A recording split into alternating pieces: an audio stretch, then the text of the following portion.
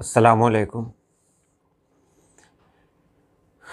انسان کو بیدار تو ہو لینے دو، ہر قوم پکارے گی ہمارے ہیں حسین۔ میں حر ہوں اور ابھی لشکر یزید میں ہوں، میرا حسین ابھی کربلا نہیں پہنچا۔ آج کی ویڈیو میں آپ کو بتانے جا رہا ہوں کہ تعزیہ کیا ہے، ماتم کی شروعات کب ہوئی اور بھی بہت کچھ۔ تو چلیے ہم ویڈیو شروع کرتے ہیں۔ پہلے ہم بات کریں گے تعزیہ کی۔ تعزیہ، جسے تعزیہ شریف بھی کہتے ہیں، یہ تعزیہ تعزیت سے بنا ہوا ہے، اور تعزیہ کا مطلب سب لوگ جانتے ہیں، تعزیت کا مطلب سب لوگ جانتے ہیں۔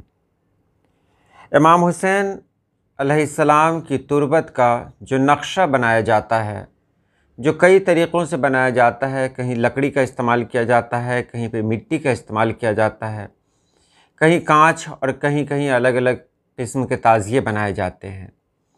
تعزیہ کا مطلب ہی ہوتا ہے نقشہ، امام حسین علیہ السلام کی تربت کا نقشہ، ان کے مزار کا نقشہ۔ تعزیہ کسی کے مرنے پر صبر کی تلقین اور اظہار ہمدردی تعزیت کہلاتا ہے، اور اسی تعزیت سے یہ لفظ بنا ہے تعزیہ، جو اہل تشیع کے نزدیک شہید کربلا اور دیگر شہداء کا ماتم جو ان کے روضے پر گھروں یا امام بارگاہوں میں محرم کی پہلی تاریخ سے 10ویں تاریخ تک کیا جاتا ہے۔ یہ ماتم کیا جاتا ہے محرم کی پہلی تاریخ سے 10ویں تاریخ۔ یہ تعزیہ جو ہوتا ہے یہ شبیہ ہے یا شکل ہے امام حسین علیہ السلام کی تربت کی۔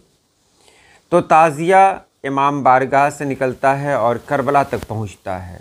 یہی امام بارگاہ ہے جسے ہم لوگ عام طور پر امام باڑہ کہتے ہیں۔ امام باڑہ امام بارگاہ کا ہی مخفف ہے۔ اس موقع پر یعنی محرم میں جو 1 سے 10 تاریخ کی جو تاریخ ہوتی ہے، اس موقع پر کہیں تابوت، کہیں ان کے روضے کی تصویر جسے تعزیہ کہتے ہیں نکالا جاتا ہے، کہیں دلدل یا علم بھی نکالے جاتے ہیں۔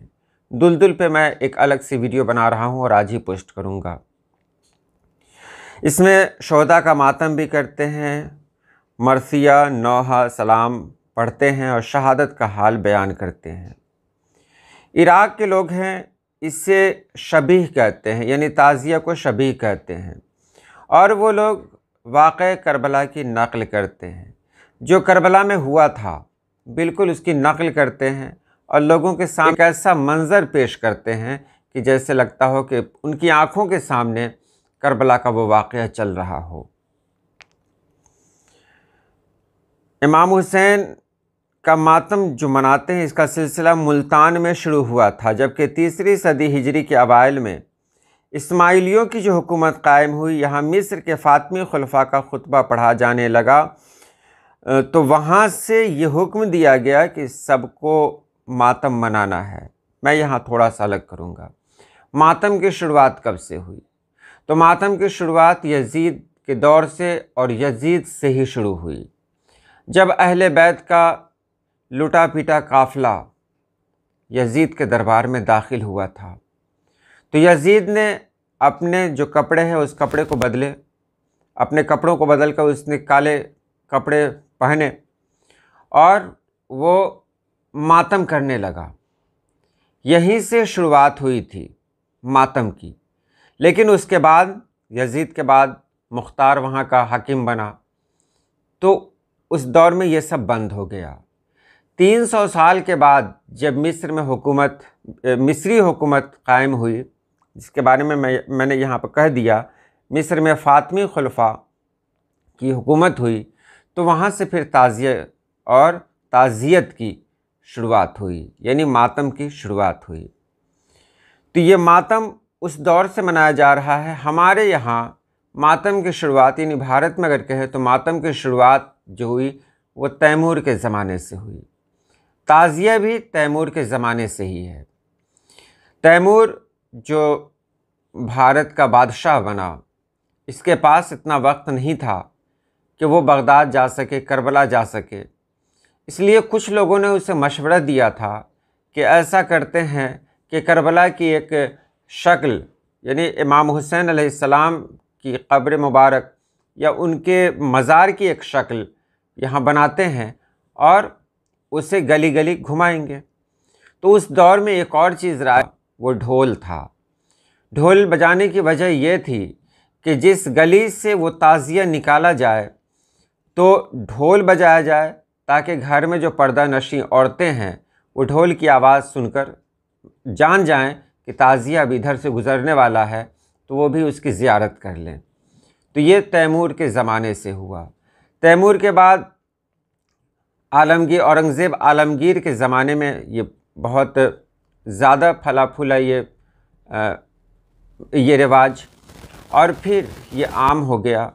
لکھنؤ ایک ایسا گڑھ ہے جہاں اسے بہت فروغ حاصل ہوا۔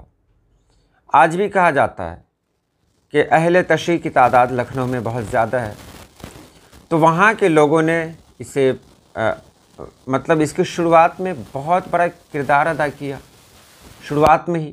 حالانکہ یہ لوگ دہلی میں نہیں تھے، لیکن دہلی میں جیسے ہی ہوا ان لوگوں نے لکھنؤ میں اس کی شروعات کر دی۔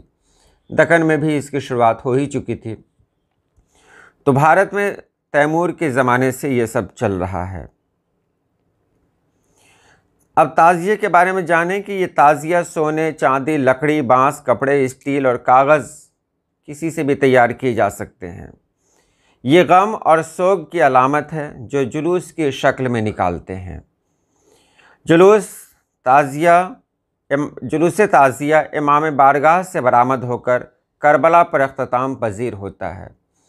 یہ لوگ خود ہی امام بارگاہ بنا لیتے ہیں جسے امام باڑہ کہتے ہیں، اور ایک جگہ ہوتی ہے جسے کربلا کہا جاتا ہے۔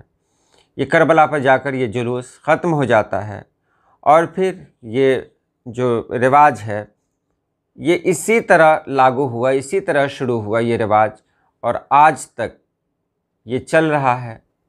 بہرحال مجھے صرف اس کی تاریخ بتانی تھی جو میں نے تاریخ بتا دی۔ تو چلیے آج کے لیے اتنا ہی۔ اللہ پاک آپ سبھی لوگوں کو خوش رکھے، آباد رکھے۔ اللہ حافظ۔